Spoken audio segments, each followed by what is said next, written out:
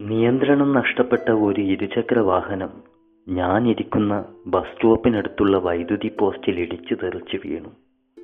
നേരം ഉച്ചയാകുന്നതേ ഉണ്ടായിരുന്നുള്ളൂ. എൻ്റെ ഉള്ളൊന്നാളിപ്പോയി.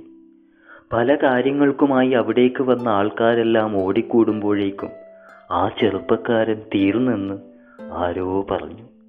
അത് കേട്ടിട്ടും ഞാൻ എഴുന്നേറ്റില്ല. അപകടം സംഭവിച്ച ഇടത്തേക്ക് നോക്കിയതേയില്ല. പണ്ട് ഞാനും ഇതുപോലെ ഒരു അപകടത്തിൽ ചോര വാർന്ന് റോഡിൽ കിടന്നിരുന്നു. എൻ്റെ ഓർമ്മബുദ്ധി നഷ്ടപ്പെട്ടത് അങ്ങനെയാണ്. ഒരു കാര്യവും അധിക നേരം കഴിഞ്ഞാൽ എനിക്ക് ഓർത്തെടുക്കാൻ സാധിക്കാറില്ല. അന്ന് തുടങ്ങിയതാണ് എൻ്റെ ഈ അലച്ചിൽ. ആരുമായും സമ്പർക്കം പുലർത്താതെ എവിടെയൊക്കെയോ അലഞ്ഞു. എവിടേക്ക് പോയാലും എങ്ങനെ ഓർത്തെടുക്കാൻ ശ്രമിച്ചാലും ഒരൊറ്റ കാര്യം മാത്രമേ ഉള്ളിൽ തെളിയാറുള്ളൂ. പണ്ട് സംഭവിച്ച അപകടവും തുടർന്ന് ചോര വാർന്ന് റോഡിൽ കിടന്ന എന്നെയും മാത്രമേ എനിക്ക് ഓർത്തെടുക്കാൻ സാധിക്കാറുള്ളൂ. ഓർമ്മയിൽ സ്ഥിരമായിട്ട് എന്തെങ്കിലും ഒന്നുണ്ടെങ്കിൽ അത് ഇതുമാത്രമാണ്. ഞാൻ എഴുന്നേറ്റു.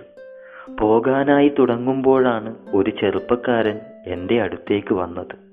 ബസ്സുണ്ടോ ഇപ്പോഴെന്ന് അവൻ ചോദിച്ചു. ഉണ്ടാകുമെന്ന് പറഞ്ഞുകൊണ്ട് ഞാൻ പോകാൻ തുടങ്ങി. അപ്പോൾ അവൻ എന്നോട് വീണ്ടും സംസാരിക്കുകയായിരുന്നു. എനിക്ക് ഭയം തോന്നുന്നു. ബസ് വരുന്നതുവരെ നിങ്ങളിവിടെ ഇരിക്കൂ. ഞാൻ സംശയത്തോടെ എന്തു പറ്റിയെന്ന് ചോദിച്ചു. അവൻ മറുപടിയായി ഒന്നും പറയാതെ തലകുനിച്ചിരിക്കുകയാണ്. അവൻ്റെ കൃതാവിൽ നിന്ന് രക്തമൊഴുകുന്നുണ്ടായിരുന്നു. ഞാൻ അവൻ്റെ തൊട്ടടുത്തേക്ക് പോയി. എന്തുണ്ടായി എന്നും നിങ്ങൾക്ക് എങ്ങോട്ടാണ് പോകേണ്ടതെന്നും ഞാൻ ചോദിച്ചു.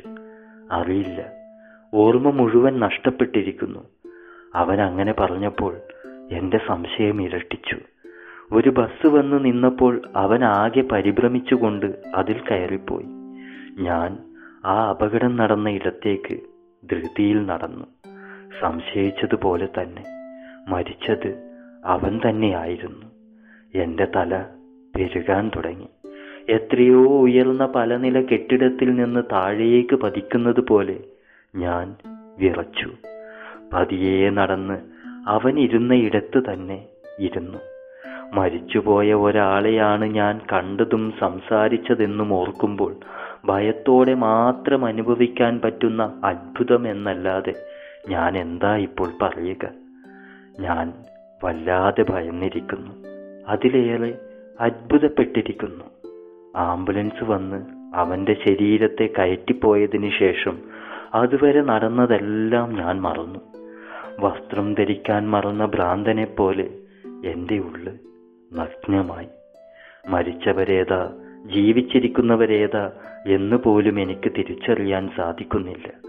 ആ ദയനീയതയിൽ ഞാൻ എന്നോട് തന്നെ സഹതപിച്ചു. തുടർന്ന് ചിരിച്ചു. ഒരു ബസ് വന്ന് മുന്നിൽ നിന്നപ്പോൾ അതിൽ കയറി ഞാൻ എങ്ങോട്ടോ പോയി. അല്ലെങ്കിലും കുറച്ചു കാലമായി ആരും എന്നോട് ആരാ എന്നും എങ്ങോട്ടേക്കാണെന്നും ചോദിക്കാറില്ലല്ലോ. ചോദിച്ചാൽ ഞാൻ എന്തു പറയും? പണ്ട് ഒരപകടത്തിൽ ചോര വാർന്ന് റോഡിൽ കിടന്ന എന്നെ അല്ലാതെ ഓർമ്മയിൽ മറ്റെന്താണുള്ളത്? Thank you. കഥ ഇഷ്ടപ്പെട്ടാൽ അഭിപ്രായം പറയുക.